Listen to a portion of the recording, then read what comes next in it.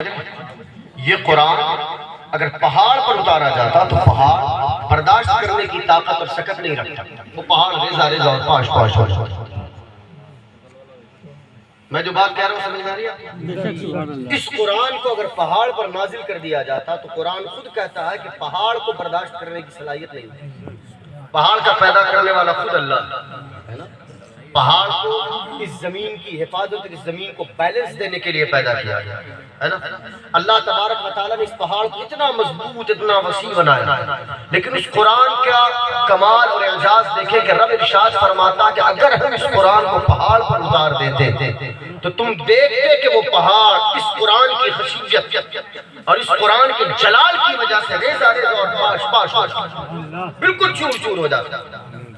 ذہن میں ایک سوال اٹھتا ہے کہ پہاڑ تو بڑا مضبوط ہے نا، پہاڑ مضبوط، پہاڑ اپنے اندر اتنی طاقت نہیں رکھتا کہ وہ پہاڑ اپنے سینے میں قرآن کو محفوظ کر سکے، لیکن یہ حفاظ کرام کا سینہ،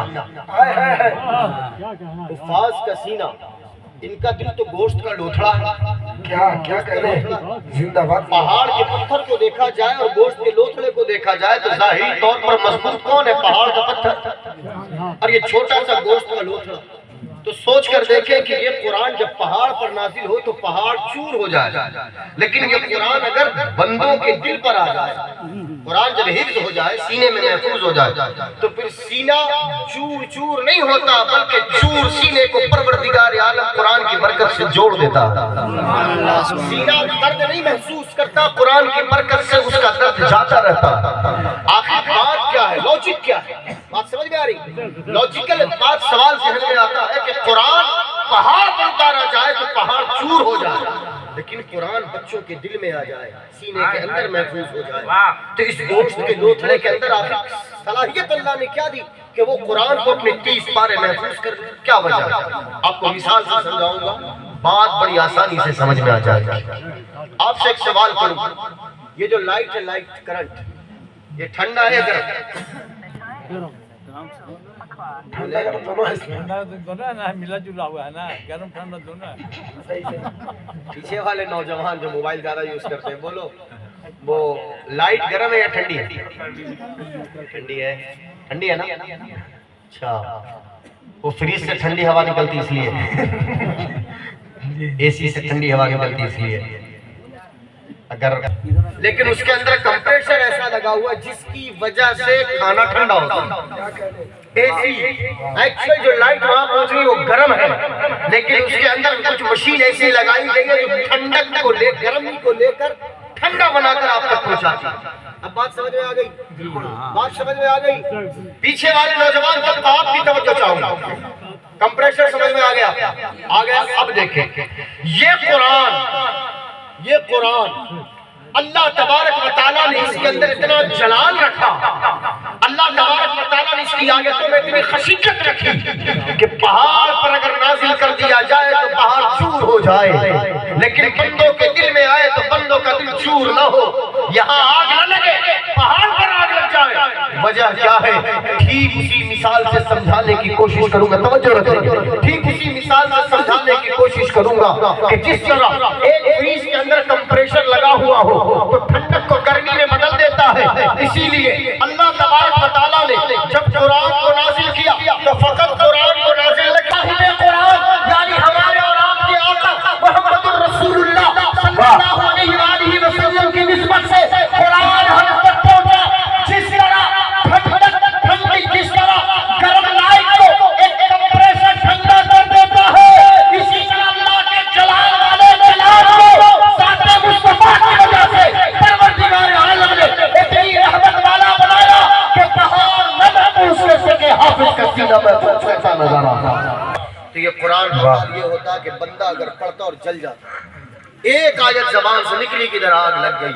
یہ حضور کی صفت ہے اور حضور کی رحمت والی صفت کہ اللہ تبارک و تعالیٰ نے قرآن کو یوں ہی نہیں بھیجا، زبان مصطفیٰ کے ذریعے بھیجا۔ قرآن اللہ کے حبیب کے دل پہ اترا، قرآن اللہ تبارک و تعالیٰ نے اپنے حبیب پر نازل فرمایا۔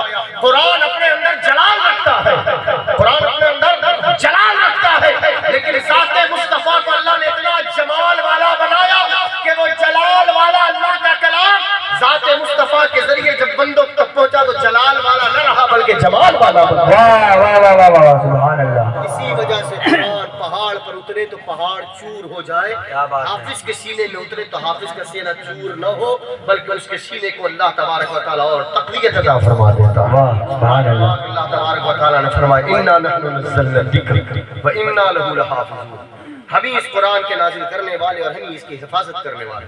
کیوں کہا اللہ تبارک؟ پہلے کے انبیاء و مرسلین پر جب اللہ کا کلام نازل ہوتا، اللہ تبارک و تعالیٰ کوئی کتاب ارسال فرماتا تو اس وقت کے لوگ اس میں تحریف کرتے تھے، بدلاؤ کرتے تھے، کوئی کچھ ہٹا دیتا تھا، کوئی کچھ ملا دیتا تھا۔ توجہ ہے؟ کوئی کچھ ہٹا دیتا تھا اور کوئی کچھ ملا دیتا، اپنے مطلب کی باتیں لوگ اس میں ڈالتے تھے۔ اللہ تبارک و تعالیٰ نے جب اپنے حبیب پر اپنے کلام پاک کو نازل فرمایا تو کہا اِنَّا نَحْنُ نَزَّلْنَا الذِّكْرَ، ہم ہی نے اس کو نازل کیا، وَإِنَّا لَهُ لَحَافِظُونَ، اور ہم اس کی حفاظت کرنے والے ہیں۔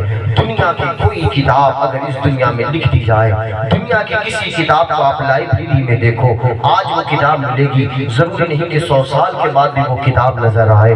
آج کسی کتاب کو آپ نے یاد کیا، ضروری نہیں کہ آپ کا بیٹا بھی اس کتاب کو یاد کر لے۔ دنیا کے کسی بھی کتاب کو آپ اٹھا کر دیکھو، آج وہ کتاب موجود ہے، ضروری نہیں کہ 100 سال پہلے بھی وہ کتاب تھی، 100 سال کے بعد بھی وہ کتاب رہے، لیکن ایک فقط اللہ تبارک و تعالیٰ کا کلام ہے کہ 1400 سال سے زیادہ کا زمانہ گزر گیا ہے، ایک سے بڑھ کر ایک زمانہ آیا اور چلا گیا، سب بدلتے چلے گئے، زمانہ بدلا، دستور بدلے، سڑکیں بدلی، بازار بدلے، عمارتیں بدلی، کلچر بدلا، سوسائٹی بدلی، لوگوں کا رہن سہن کا طریقہ بدلا، حالات بدلے، کچھ اگر نہیں بدلا اللہ کا یہ کلام قرآن مقدس نہیں بدلا، کیونکہ اس لیے نہیں بدلا، اللہ نے فرمایا ہم نے نازل کیا، ہم حفاظت کرنے والے ہیں۔ اے پروردگار عالم، کیا اس قرآن کی حفاظت پیپر کے ذریعے ہوتی ہے، کتاب کی شکل میں ہوتی ہے؟ اللہ ارشاد فرماتا ہے اِنَّا نَحْنُ نَزَّلْنَا الذِّكْرَ وَإِنَّا لَهُ لَحَافِظُونَ، ہم نے نازل کیا،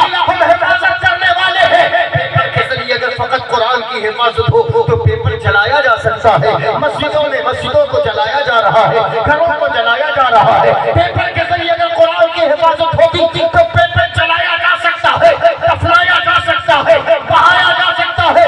اللہ تبارک و تعالیٰ نے اس قرآن کی حفاظت کسی کتاب کے ذریعے نہیں فرمائی بلکہ غلامان مصطفیٰ کے سینے کے ذریعے قرآن کی حفاظت فرمائی کہ امت مسلمہ کے چھوٹے چھوٹے بچوں کو اللہ تبارک و تعالیٰ نے حفظ قرآن کے لیے منتخب فرمایا کہ جب ان کا سینہ قرآن کے لیے کھلا تو اس کے سینے کو اللہ نے مدینہ بنایا اور اس مدینے والے دل میں اپنے قرآن کو رکھا، اس کے دل کو جزدان بنایا۔